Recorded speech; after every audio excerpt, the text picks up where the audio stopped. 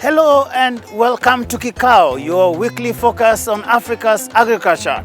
This week we move from the farm to the market. Just where is the market for agricultural products? And is there any reason, especially for young people, to get involved? Here now is Dr. Canisius Kanangire with his panel of the week discussing the place of the market in Africa's agriculture.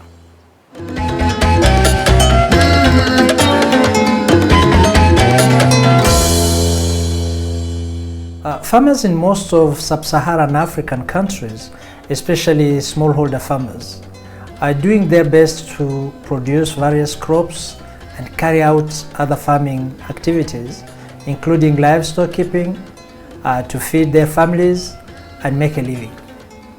However, it seems often that they don't get the highest return on their investment in agriculture. Many of them face serious difficulties in accessing market to sell their goods in marketplace.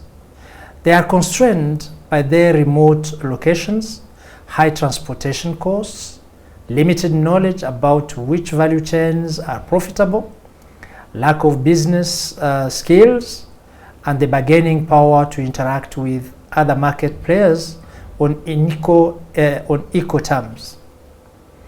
Reliable market access boosts the motivation for farmers to increase productivity, increases incomes, and strengthens our food and nutrition security.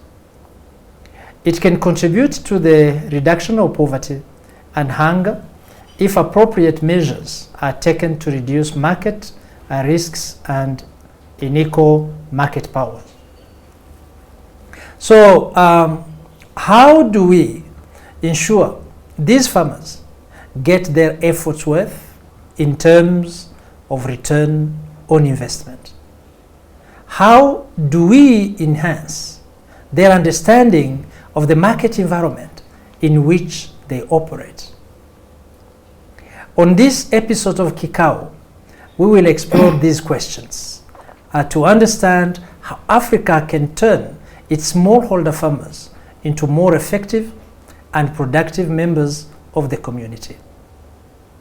I am Dr. Canisius Kanangire, the Executive Director of AATF, and this week I'm speaking to Mrs. Violet Nyando, Membership Services, Policy and Advocacy Manager at Cereal Growers Association, Kenya, and Mrs. Salamatu Garba, Founder and Executive Director of Women Farmers Advancement Network, WOFAN, Nigeria. Salamatu is an award winner, Value for Her by African Green Revolution Forum for Agribusinesses for Africa. You are welcome. Thank you so much. Thank you. There is one question that most of our audience and ourselves, that question is, we don't have a clear answer. When we talk of smallholder farmer, what are we talking about? Who are we referring to? Is it the size of the land or the volume of operations that they run, which define them as smallholder farmer? Thank you so much, Dr. Canisius. As you mentioned, I work with Cereal Growers Association, which is a national member-based association that works with growers, cereal growers in Kenya. Who is a smallholder farmer? And I can tell you it gets as ambiguous and contextual as it comes. So when you look at what I'll say widely acceptable definition of a smallholder farmer by FAO, by our country ministry that is responsible for agriculture, you look at what World Bank would define who a smallholder farmer is, they look at the land size, and therefore anyone who has less than 2 hectares, 2 hectares will be classified as a smallholder farmer. And that's what I will say widely accepted.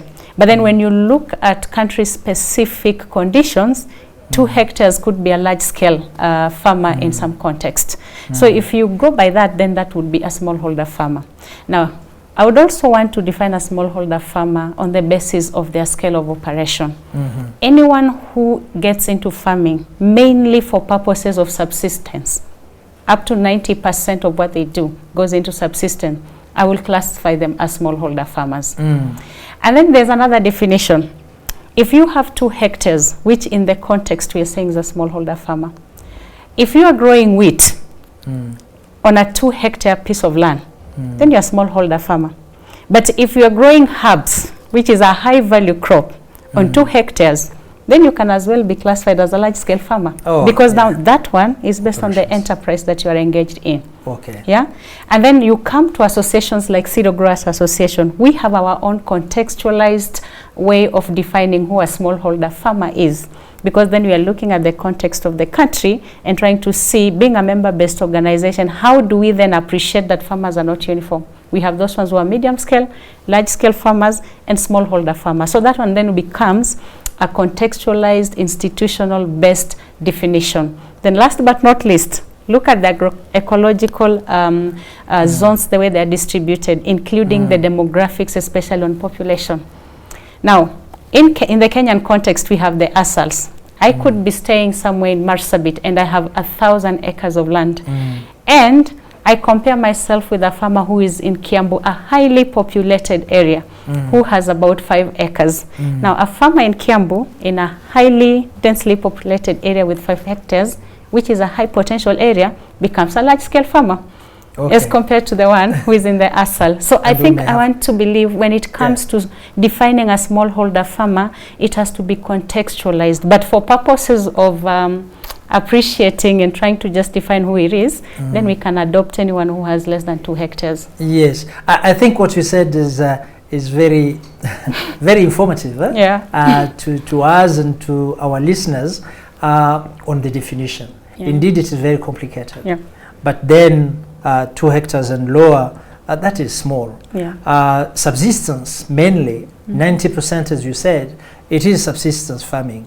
And then when you go to commercial, when you intensify your production and get to the market, it starts now getting another type of definition. Exactly. I think we are served. We will choose what we want to call smallholder farmer. But and we know when we look at the population in Africa, that most of our farmers are smallholder farmers. In any of all the definitions that you gave, they are smallholder farmers. 60–70% of our farmers. How significant are smallholder farmers in food production and attaining food security on the African continent? Thank you very much. I'm Dr. Salamatu Garba, like you have explained, the founder of Women Farmers Advancement Network, a smallholder farmer association, I will call it. So coincidentally, we're discussing that, and we have about 45,000 groups of 30 members each.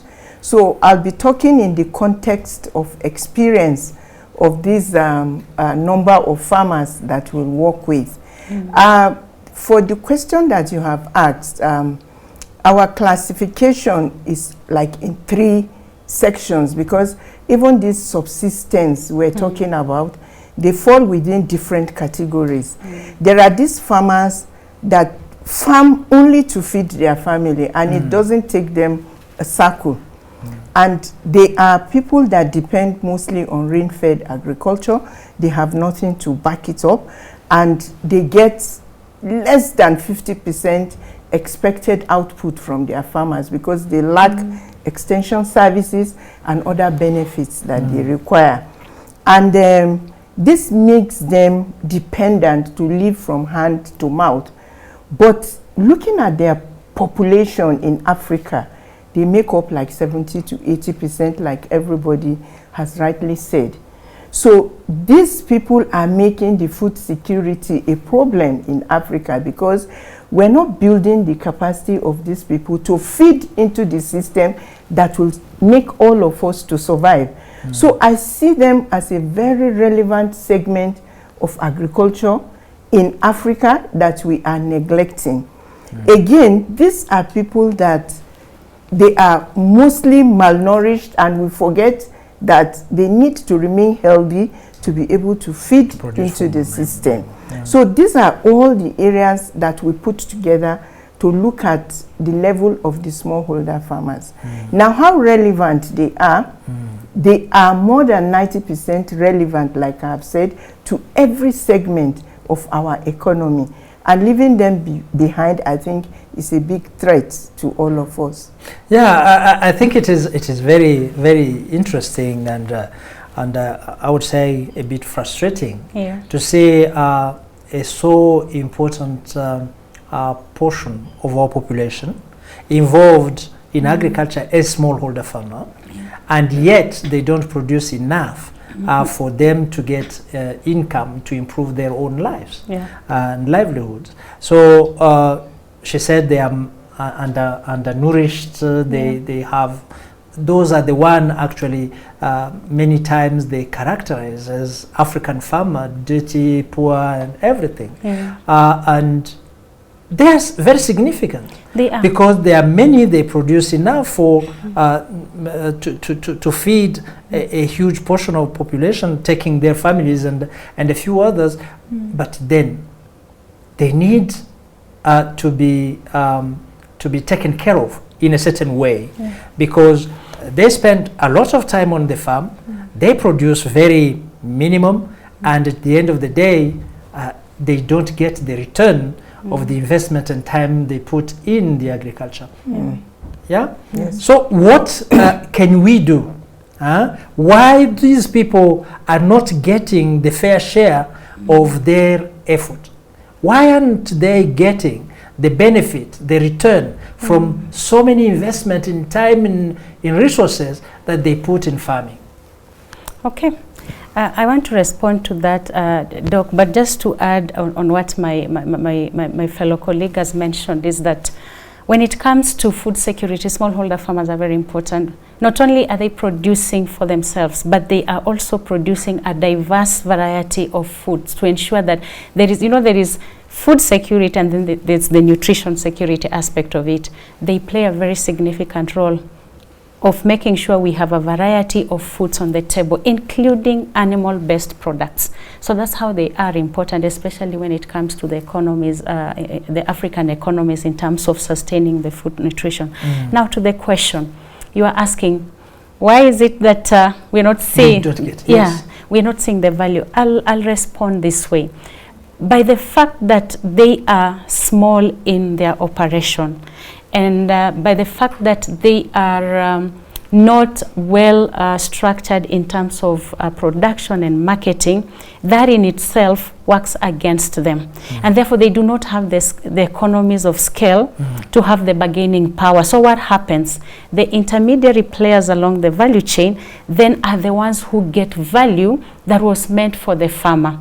And there are so many things, as my colleague has mentioned, that contribute to that. They do not have access to information. When they try to reach the market, they have the big brothers called the cartels in the market, who apparently they have regulations over the regulations that are on the land. So they cannot even be able to access the market. So that leaves them vulnerable, especially when it comes to participating effectively in these markets. Another area that has also made us not appreciate them is because we do not have data that backs and really quantifies the contribution that they bring on the table. Yes, we have a little information here and there, but it's not really well packaged so that we can quantify and say this is the contribution of smallholder farmers. So you hear a little bit of the agriculture is the backbone of the country. Smallholder farmers are 90% of the population, and they're the ones who are feeding the country. But no one has really packaged their contribution to a point where we attach monetary value to what they do.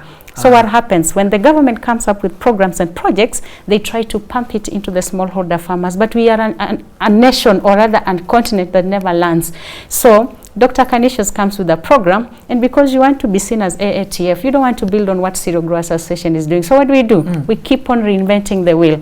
So what happens? We leave the farmers in a worse position that we found them. In fact, we confuse them more. You come with a digital technology. The other day I was talking to my mother. She has so many digital technologies on the farm. And guess what? They are more or less doing the same thing. Or maybe you would come with a technology that will give me advice on how to do farming. Another one comes and builds on that to introduce the payment aspect of it. But what happens? I want to come with a technology. You want to come with a technology. So we leave farmers in a confused NGO mentality where we are not progressively building on what is happening on the ground, and that's why they always remain where they are. Yeah, that is a very critical segment of our stakeholders, and yet indeed we don't pay much attention and have very dedicated effort to pull them up. And have them more productive.